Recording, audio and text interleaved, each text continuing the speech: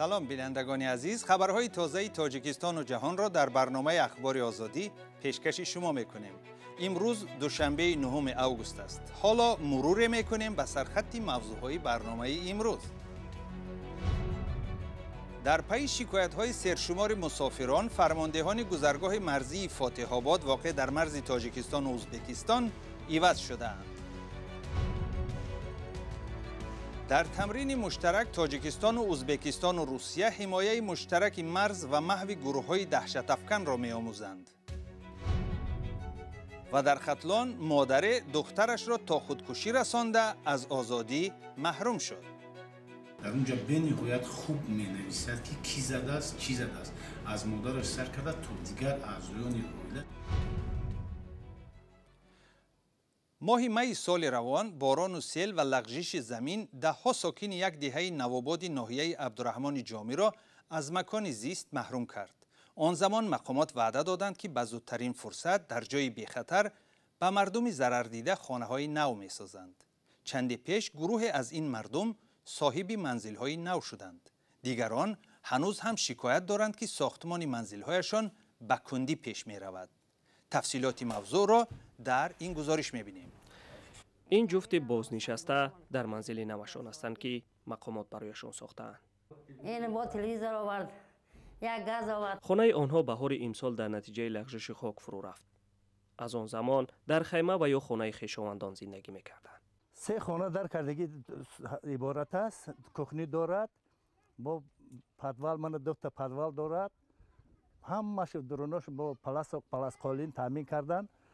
لوستر پسلو چسباندگی همش تامین داده است.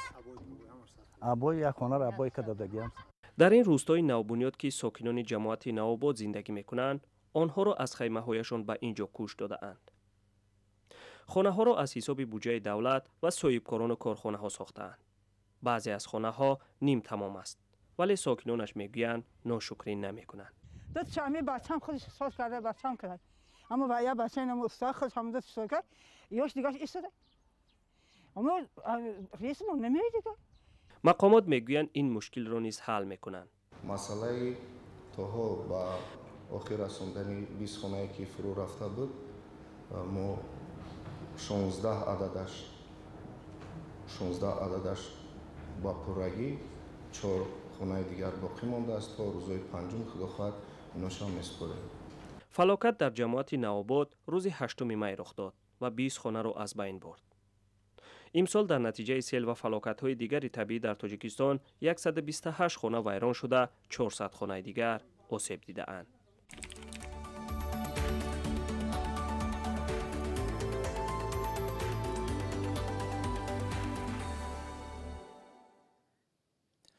با اطلاع منابع رادیوی آزادی، رئیس بخش مرزبانی گذرگاه فاتح آباد در سرحد تاجیکستان و ازبکستان و معاونانش از منصب برکنار شدند.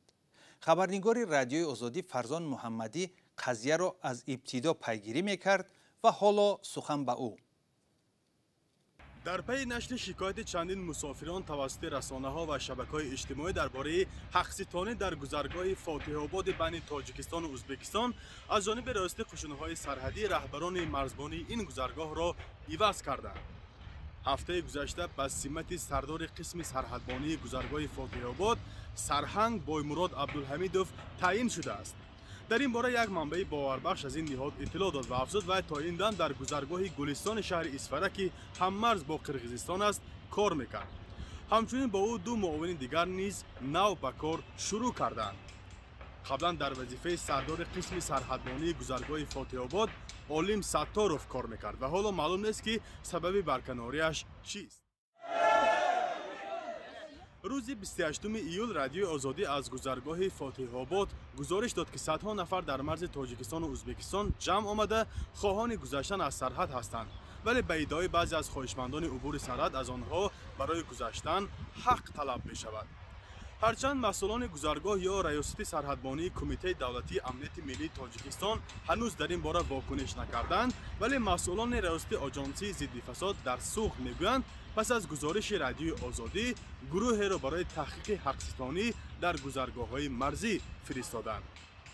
شرف عوضزاده سردار این ریاست هفته گذشته در نشست خبریش به روزنامه‌نگاران گفت یک هفته‌ای دارم مثلا کار میکنم باور کنید باز میگم متاسفانه شهروندانی که درم خودی مرز سوداگان ما خواهش میکنیم التماس میکنیم همراه با کارمندان ما همکاری کنیم بسیاری ها همکاری کردن دست میکشن برای این حالت ما اشکال کردن نسبت نفرایی که گفتیم قرار قبول کردن ما غیر امکان.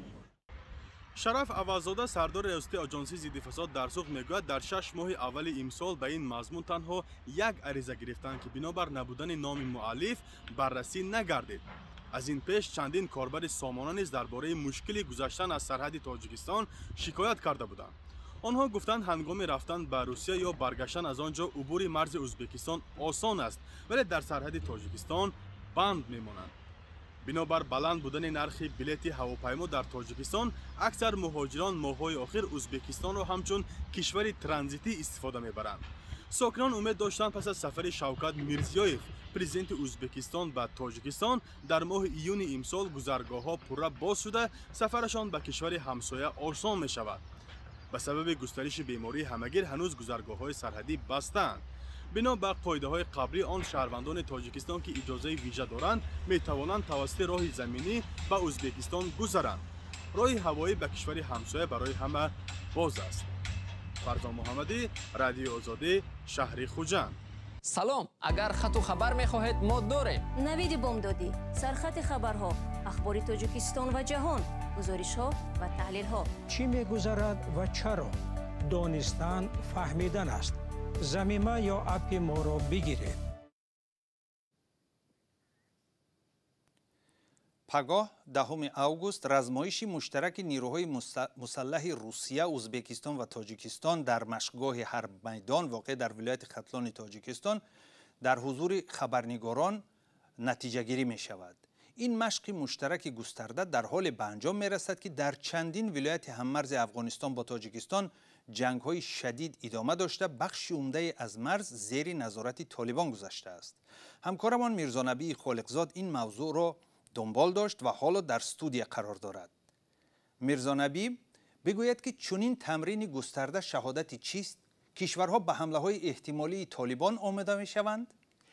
بله اسکندر، وزارت دفاع تاجیکستان میگوید دایره فراگیری این مشق نظامی وسیع بوده. بیش از 2000 سربازان نیروهای مسلح روسیه، ازبکستان و هم تاجیکستان شرکت نموده. در انجام عملیات‌های ضد حمله احتمالی دشمن 25 چرخبال جنگی و باربر، هواپیماهای بمب انداز، قریب 300 عدد زره‌پوش، توپخانه و مهمات مختلف استفاده شدند.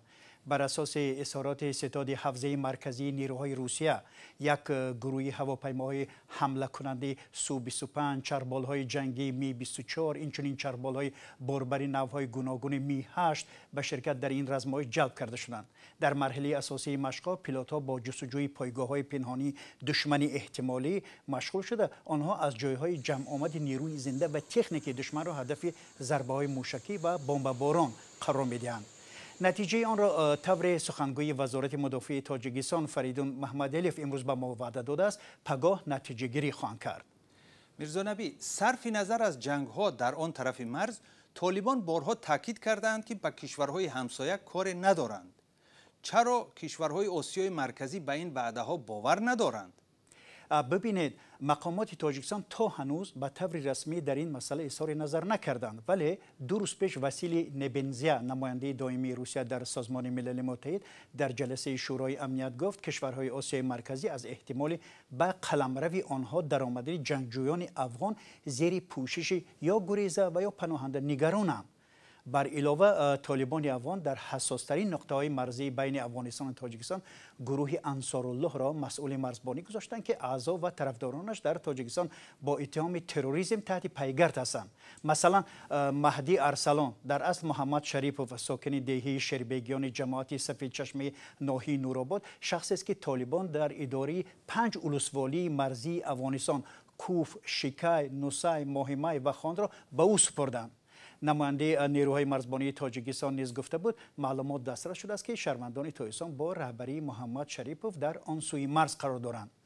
و مقامات تاجیکستان ظاهرا با وعده‌های طالبان چندان باور ندارند و پرزیدنت امام علی رحمان فرمان جلب 20,000 نیروی اضافی را به مرز درخواست کرد و در کشور یک تمرین سرتاسری حربی با شرکت 230,000 نفر برگزار نمود. همچنین از روسیه و همپیمانهای دیگرش خواست در تقویت مرز تاجیکستان و افغانستان کمک کنند. تشکر از همکارمان میرزانبی خالقزاد. رادیوی آزادی تحولات اخیر افغانستان و منطقه را پیگیری دارد و شما می توانید این تحولات را در سایت ما www.azadi.org پیگیری کنید، بخوانید و یا تماشا کنید.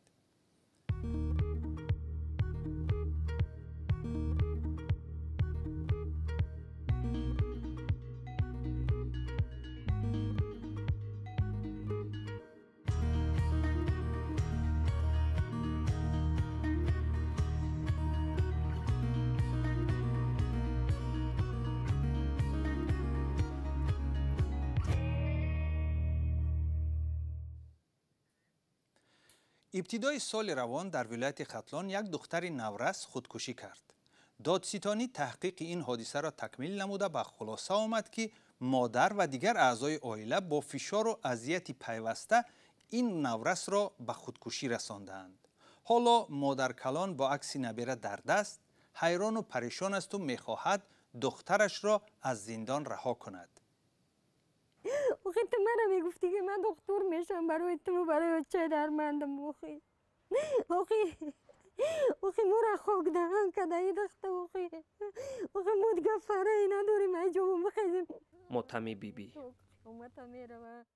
از خودکشی نبیرش بیبی سونیا تقویبه خواننده مکتب در شهر باختر 6 ماه گذشت. این همی خلطه سفید خطی این همی جا خچه دور کشیده. بیبی سونیا 14 ساله پیش از خودکشی نامه را گذاشته است که باعث بازداشت مادر و سرگردانی بیبی شد. امون نوشته که او چجان گفته تو مرا برای گویا که برای نوده انگور زده باشه او را، گویا که او به مخپر زده باشه او را. آخی اون نانی او را من میپختم لوی چکدان من میرفتم من مخپر داشتم. آخی او 21 سال ده او یکم بار مادری نشد که لوی چکدان بره و او چی کنه نام بپزه که مخپر بگیره. آخی جهانبی ایسایوا میگوید که نوشته نبیرش حقیقت ندارد.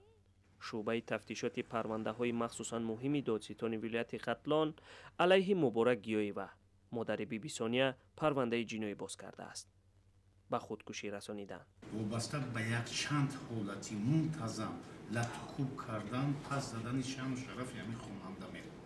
زپیچکایی که کاغذی که پیش از مرگش نوشته است دستگی چی افتند از بالای کراوات افتند در اونجا به نهایت خوب می نویسد که کی زده است چی زده است از مادرش سر کرده تا دیگر اعضایان عائله چخیل به اون کس لطکوب اون کس تحقیق کردم و مورد لطکوب قرار دادم. دادستانی ولایت از دادن جزئیات بیشتر خودداری کرده است. این مادر تلاش دارد در مراجعت‌های رسمی اثبات کند که دخترش بیگناه بوده. تفتیش پرونده جنایی به حالت روانی او تاثیر کرده است. دخترم در امو بالسای روی نمو جایی که آدمای گناهگاری سودیم نسبت در امو جا محکم میکنن لیچنی میکنن امو جای میرم گریه متا میکنم ممکن است گفته آخی او گناهگار نیست. از بیمارخانه بیماری‌های روحی ختلان بیستری بودن مبارک گیایوا را تصدیق کردند ولی نگفتند او چی بیماری داشت. در 6 ماه اول سال جاری در ختلان 23 خواننده مکتب خودکشی کرده است. سال 2020 در این ولایت 38 حالت خودکشی نابالغان ثبت شده است. در اکثر موارد سبب خودکشی ها بیماری های روانی، افسردگی و گاهان نامعلوم میمانند. ابراهیم رئیسی پرزیدنت نو ایران محمد مخبری را که نامش در فهرست تحریم های ایالات متحده آمریکا است به حیث معاون اول خود انتخاب کرد.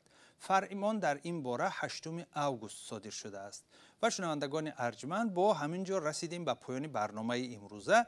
اخبار بیشتر از این را در سامانه آزادی و شبکه‌های اجتماعی فیسبوک، ادنا کلاسنیکی و توییتر پیدا کنید.